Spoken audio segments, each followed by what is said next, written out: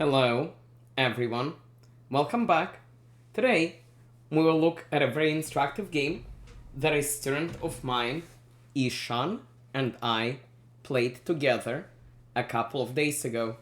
I have not shown you any of Ishan's games yet. Ishan is very good at chess. He he reached almost 1500 USCF. He's extremely good at tactics. He is still fairly young.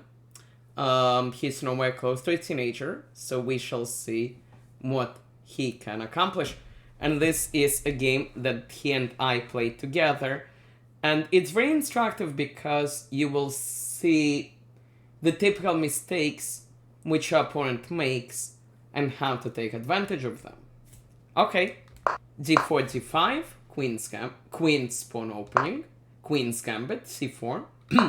We declined it with e6, knight c3, normal move, knight f6, nothing special supporting this pawn, bishop g5. Now a quick point to note, white is threatening to take, so if you're not careful and play h6, you will get in trouble, because white will take. If you take with the queen, now you will lose your pawn. White has two attackers. So if you want to keep your pawn, you will take with the pawn. But now after takes, this is a terrible pawn structure for black. Which is why, if you face the queen's gambit, there are several moves you need to play here. You can support your pawn with c6. You can pin his knight with your bishop.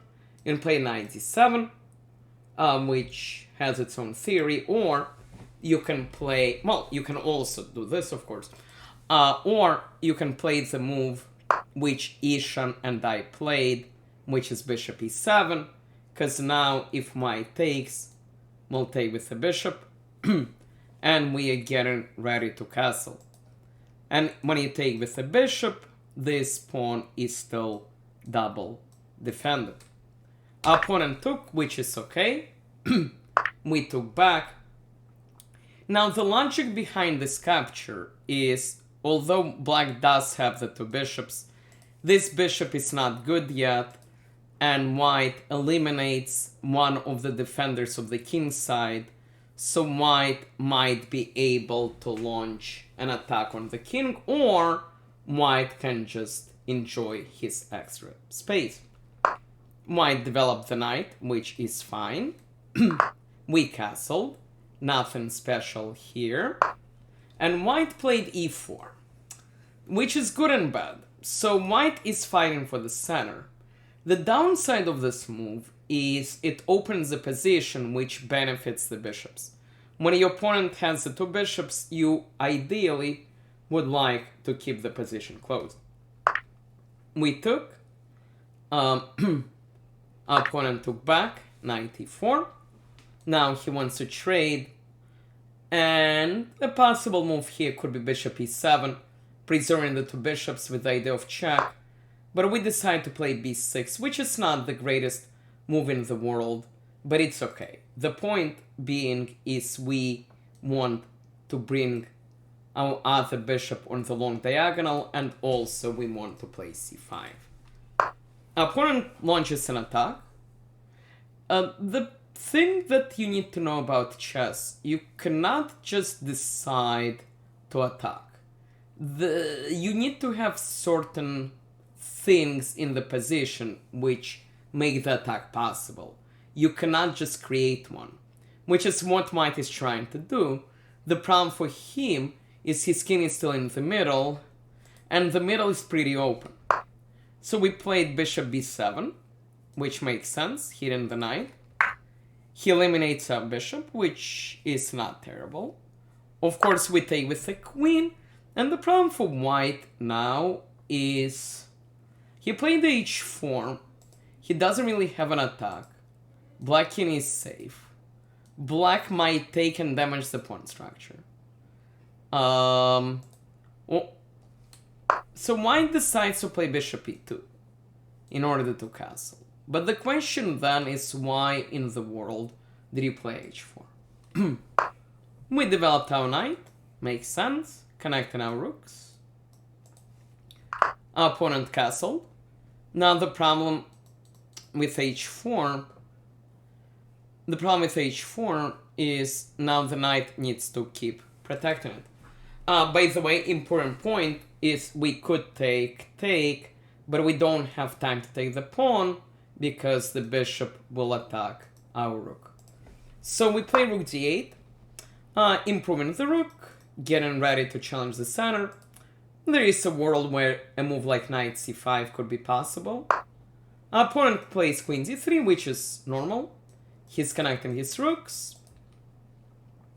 Knight c5 is possible, but it's the queen can move, and then we need to deal with this. So we decided to challenge the center, also opening this up. Our opponent played knight g5, one move chess, but this is an instructive point of the game because black has a move which a lot of people would ignore. A lot of people would automatically play g6, which is decent, but sometimes you need to look at backward moves, and this is what we played. And this move is a very important move to remember, because if you are being attacked, you have a knight here, it's very hard for your opponent to do anything to you. The other point of this, of course, we open the rook, and now we're triple attacking this pawn. It's very hard to defend it. Opponent pushes, but of course, it's not defending it there either. So we simply took. Bishop f3 doesn't work, because when we take the pawn, we hit the queen. So opponent took. We took with the bishop. We up a pawn. We're threatening this. Our opponent moves the queen. But now very simple chess. We just trade queens, damaging the pawns. We up a pawn. We still need to convert. So we play this simple move knight g6. Hitting the pawn. The point is, if he defends, it makes this bishop good. Our knight can then play chess. So opponent plays c4, which is a typical move for people who are decent in chess. But they're not good. They're decent. They like to move something forward, attack something at the same time, which is what white did. In the short term, it looks great. Attacks the bishop. In the long term, it's a problem, because white put his pawn on a light square, which means later on it might get attacked by the bishop. Maybe like this. Maybe like this. Also, this bishop is now constrained by this pawn. This diagonal is blocked. This diagonal is blocked. And also, it gave us an outpost over here. It's not yet clear why it's important, but it will become clear soon. So important lesson, do not attack things because you can. Alright, we saved our bishop.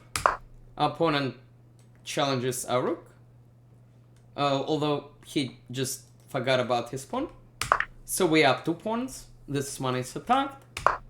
Pawn g3, saving the pawn, and now our knight will get to d4. Alright, the rest is conversion.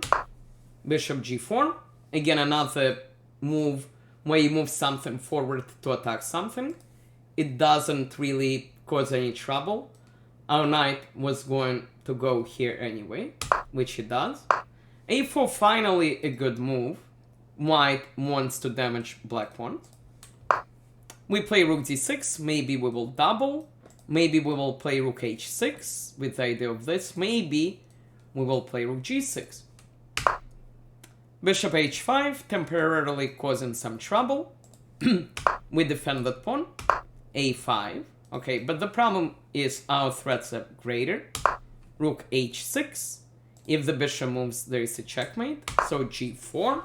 But of course, very simple move g6. Winning the bishop. Takes. Rook a6. We up a piece. The rest is conversion. White gives up another piece. Now we up a rook. he gets a pawn. Checkmate is threatened again. And okay, many moves win. We played the simplest with a discovery possible. We played bishop g2. We took the rook. And the rest is simple. Pawn c5, rook attacks pawn, knight defends pawn, rook attacks knight. We trade pawns. We eliminate the knight. Take here. And now some queen will happen. And white resigned. Instructive game, something important to remember. Number one, you should attack when the position calls for it. You cannot do it at random. Number two, do not create one-move threats. And number three, when you move pawns, remember, sometimes you create weaknesses behind them. I hope you enjoyed this game. To Ishan, you will become super good. I believe in you. It's just a matter of time. And thank you everyone for watching. Please like, please subscribe, and I will be back soon. Thank you.